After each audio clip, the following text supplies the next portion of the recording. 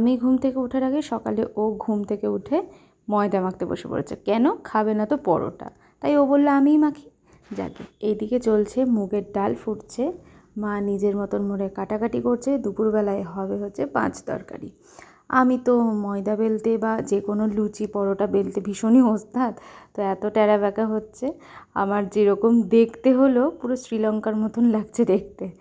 যাকে তারপরে মায়ের হাতেই সঁপে দিলাম, বললাম মা তুমিই করো। সকালবেলায় ব্রেকফাস্টে হলো হচ্ছে এরকম নরম নরম পরোটা, তার সাথে কাশ্মীরি আলুর দম আর একটা নরম পাকের সন্দেশ, যেটা সন্দীপ খুব ভালোবাসে। আর এদিকে যে হলুদ হলুদ আমগুলো দেখছো, সেগুলো আমরা যেই বাড়িতে ভাড়া থাকি সেই বাড়ির দিদি ওদের নিজেদের গাছ থেকে পেড়ে এটা দিয়েছে। আর ওই দিকের আমগুলো আমাদের নিজেদের বাগানের আম। আর এখানে খেজুরের পাতা, লিচু, যাবতীয় জামাষষ্ঠীর জন্য যা যা লাগে পাখাও সব আনা কমপ্লিট।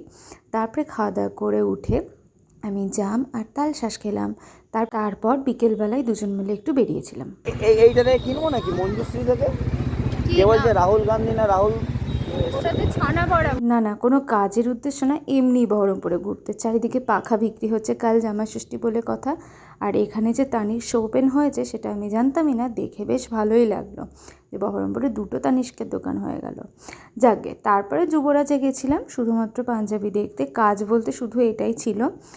আর পাঞ্জাবি অনেকগুলো দেখিয়েছিল, কিছু কিছু পাঞ্জাবি পছন্দ হয়েছিল, কিন্তু খুব কনফিউশন হয়েছিল কোনটা নিয়েছি। সেটা জামাষষ্ঠীর ভিডিও আপলোড করব, জানতেই পারবে কালকে।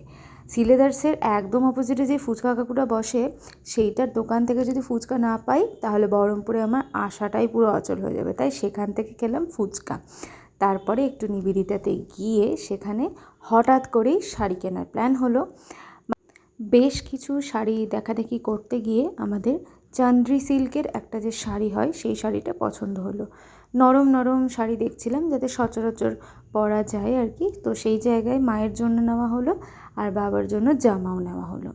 সেখান থেকে বেরিয়ে এলাম জয়মাকালী। জয়মাকালীর মিষ্টিটা হঠাৎই মনে পড়েছিল, তো এত ভিড় মনে হচ্ছে রীতিমতন কুপন কাটতে হবে, সন্দীপ তো সেটা বলেই ফেলল।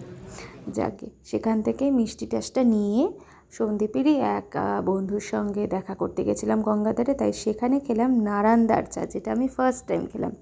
বাড়ি ফিরে দেখলাম বাবা অলরেডি ষষ্ঠীর যে সুতোগুলো সেগুলো ধীরে ধীরে ছোট ছোট করে সাইজ করতে বসে গেছে।